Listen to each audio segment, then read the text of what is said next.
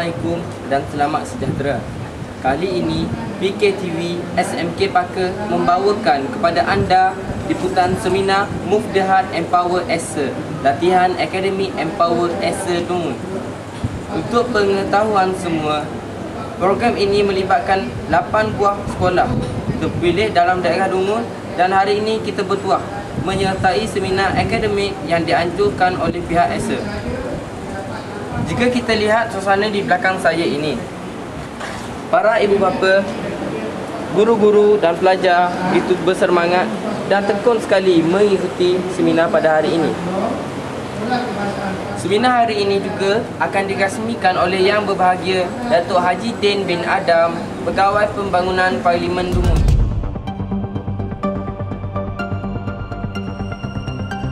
Saya melihat program yang dianjurkan hari ini yang dinamakan seminar ni Move the Heart adalah untuk memberi satu keyakinan baru.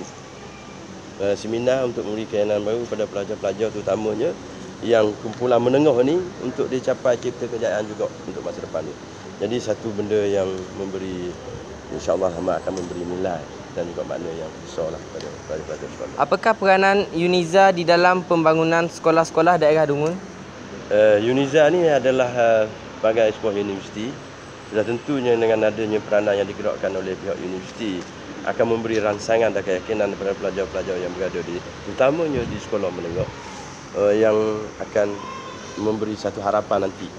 Apabila ada pendekatan semacam ini akan memberi harapan pada pelajar untuk meneruskan pelajaran di pusat-pusat pendidikan tinggi, terutamanya dengan ada UNIZA. Dan UNIZA ni dia menganjurkan program ini bersesuaian dengan bidang yang ada di peringkat universiti itu sendiri.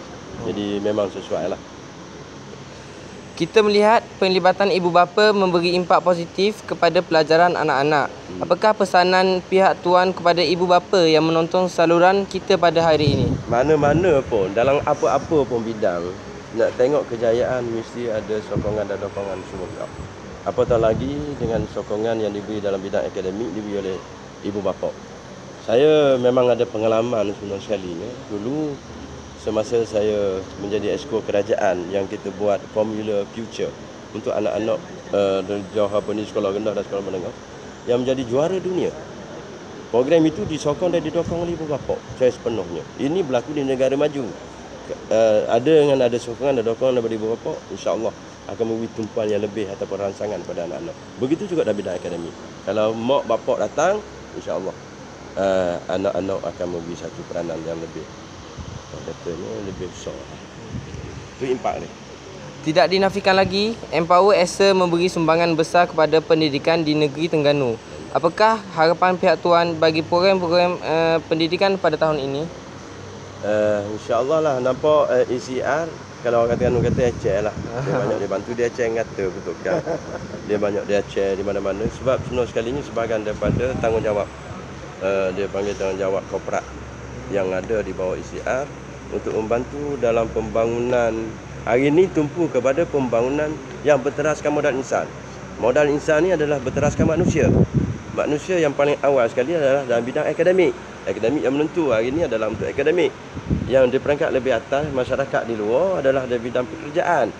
Bidang pekerjaan mungkin dia akan pergi, bukan mungkin, memang ada program yang dibuat yang berkait dengan pembangunan dipanggil berteraskan penambahan pendapatan. Itu yang dibuat. Adalah kaedah-kaedah yang diguna pakai. Bagaimana nak bagi tambahan untuk belajar. Itu je. Terima kasih Datuk. Okey. Sekian dulu liputan berita hari ini. Saya Muhammad Zakam Hafiz dan juru kamera Muhammad Rahiman. Damasi Gemilang PKTV SMK Paka. Terima seorang kat pantun daripada saya. Kalau ada sumur di ladang, boleh kita menumpang mandi. Kalau ada umur yang panjang, boleh kita berseminar lagi. Assalamualaikum dan salam sejahtera.